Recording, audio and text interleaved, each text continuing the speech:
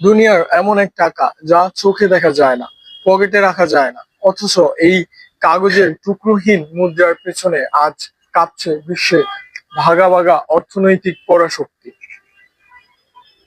অনেকেই ভাবেন বিটকয়েন বা ক্রিপ্টোকারেন্সি হয়তো কোনো ম্যাজিক, লটারি বা সাময়িক একটি ইন্টারনেট ট্রেন্ড, কিন্তু এর গভীরে রয়েছে মানব ইতিহাসের সবচেয়ে জটিল এবং বিপ্লবী এক প্রযুক্তি, যার নাম ব্লকচেন। এই পুরো সাম্রাজ্যের শুরুটা বুঝতে আমাদের ফিরে যেতে হবে 2008 সালে, সেই ভয়াল বৈশ্বিক অর্থনৈতিক মন্দার সময়, যখন আমেরিকার বড় বড় ব্যাংকগুলো দেউলিয়া হয়ে সাধারণ মানুষের কোটি কোটি টাকা ডুবিয়ে দিয়েছিল। ব্যাংকিং ব্যবস্থার এই চরম জালিয়াতি এবং মানুষের অসহায়ত্ব দেখে সাতোশো নাকামোতো ছন্দ নামে এক রহস্যময় প্রোগ্রাম বা একদল বিজ্ঞানী মিলে প্রথম বিটকয়েনের ধারণা ও কোড ইন্টারনেট ছেড়ে দেন। তার মূল উদ্দেশ্য ছিল অত্যন্ত পরিষ্কার: সাধারণ মানুষের কষ্টার্জিত টাকাকে সরকার, রাজনৈতিক দল এবং সেন্ট্রাল ব্যাংকের একক নিয়ন্ত্রণ ও দাদাগিরি থেকে সম্পূর্ণ মুক্ত করা।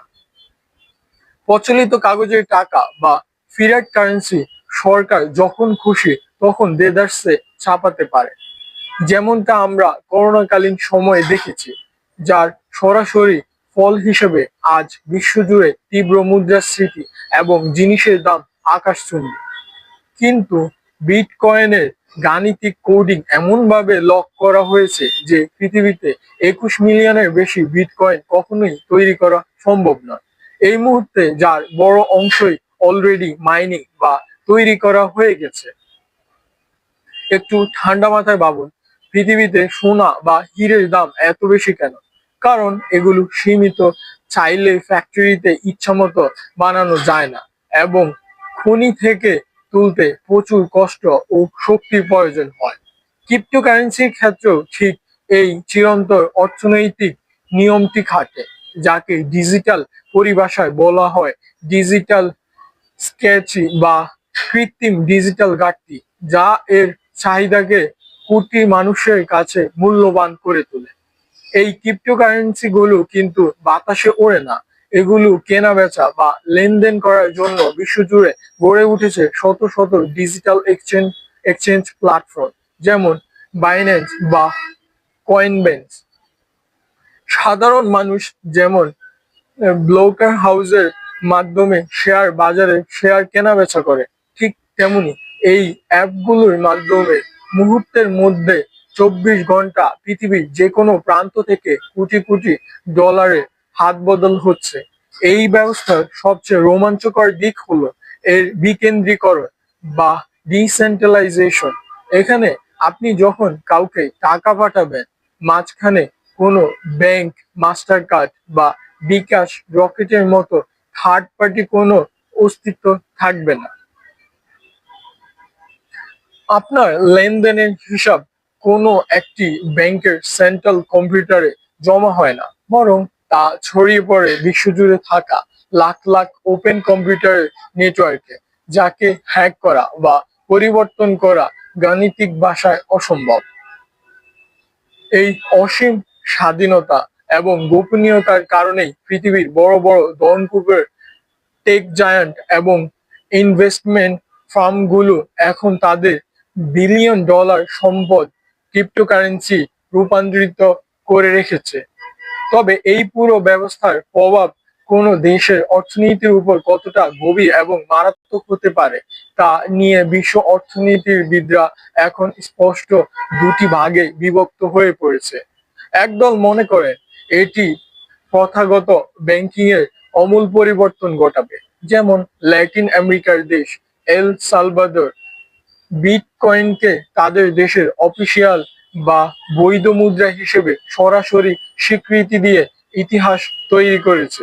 তাদের যুক্তি ছিল, তাদের দেশে লাখ লাখ মানুষ যারা আমেরিকা প্রবাসী হিসেবে কাজ করে, তারা যখন দেশে রেমিটেন্স পাঠান, তখন ওয়েস্টার্ন ইউনিয়নের মতো থার্ড পার্টি এজেন্টগুলো বিশাল অঙ্কের ফি কেটে নেয়। কিন্তু ক্রিপ্টোকারেন্সি ব্যবহার করার ফলে সেই ট্রান্সফার ফি বা ট্রানজ্যাকশন খরচ এক ধাক্কায় প্রায় শূন্যের কোঠায় নেমে এসেছে, যা সরাসরি তাদের দেশের দরিদ্র মানুষের পকেটে ঢুকছে। কিন্তু মুদ্রার এই ছকছকে পিঠের আড়ালে যে অন্ধকার এবং ভয়ঙ্কর দিকটি রয়েছে, তা যে কোনো দেশের অর্থনীতিকে রাতারাতি ধ্বংস করে দেওয়ার ক্ষমতা রাখে। এর সবচেয়ে বড় সমস্যা হলো এর অতিরিক্ত অস্থিরতা বা ভোলাটিলিটি। আজ যে বিটকয়েন বা ক্রিপ্টোকারেন্সির দাম $60,000, কোনো একটি দেশে নিষেধাজ্ঞা বা এলন মাস্কের একটা টুইটের কারণে কাল সকালে তা $30,000 নেমে আসতে পারে। কোনো দেশের সাধারণ মানুষ যদি তাদের জীবনের সব সঞ্চয় এমন একটি সম্পদে বিনিয়োগ করে যার কোনো রাষ্ট্রীয় গ্যারান্টি বা আইনি অভিভাবক নেই, তবে বাজার ধসে পড়লে সরকার তাদের কোনো সাহায্য করতে পারবে না। তাছাড়া ক্রিপ্টোকারেন্সি লেনদেনে যেহেতু প্রেরক এবং প্রাপকের আসল পরিচয় গোপন রাখা হয়, তাই এটি সারা বিশ্বের অপরাধ জগতের জন্য এক পরম স্বর্গরাজ্য হয়ে উঠেছে। ডার্ক ওয়েব, নিষিদ্ধ অস্ত্রের চোরাচালান, আন্তর্জাতিক মাদক ব্যবসায়ী এবং মানব পাচার এবং কোটি কোটি ডলারের অবৈধ ট্যাক্স ফাঁকি বা মানি লন্ডারিং এর প্রধান হাতিয়ার এখন এই ক্রিপ্টোকারেন্সি। কোনো দেশের সরকার যখন তাদের দেশের ভেতরে টাকা প্রবাহ বা ক্যাশ ফ্লো ট্র্যাক করতে পারে না, তখন সেই দেশের রাজস্ব ব্যবস্থা পুরোপুরি ভেঙে পড়ে এবং কেন্দ্রীয় ব্যাংকের মুদ্রানীতি তার কার্যকারিতা হারায়। চীন বা ভারতের মতো বড় বড় অর্থনীতিগুলো কেন ক্রিপ্টোকারেন্সি সরাসরি নিষিদ্ধ বা এর উপর কঠোর ট্যাক্স আরোপ করেছে, তার মূল কারণ হলো দেশের অর্থনৈতিক সার্বভৌমত্ব রক্ষা করা। তারা খুব ভালো করেই জানে, সাধারণ মানুষের ডিজিটাল ওয়ালেটে থাকা টাকা যদি কোনো সরকারি ব্যাংকের চেইন অফ কমান্ডের মধ্যে না থাকে, তবে দেশের অর্থনীতি এক অদৃশ্য রিমোট কন্ট্রোলের হাতে চলে যাবে। অন্যদিকে দুবাই বা সুইজারল্যান্ডের মতো দেশগুলো আবার একে আইনি কাঠামোর মধ্যে এনে ক্রিপ্টোকারেন্সি হাব বা ডিজিটাল ব্যবসার নতুন রাজধানী হিসেবে নিজেদের প্রতিষ্ঠা করার প্রতিযোগিতা নেমেছে। তারা মনে করছে প্রযুক্তিকে আটকে না রেখে একে নিয়মের মধ্যে আনলে নতুন প্রজন্ম, হাজার হাজার স্টার্ট আপ এবং বিলিয়ন ডলারের গ্লোবাল ইনভেস্টমেন্ট তাদের দেশে চলে আসবে।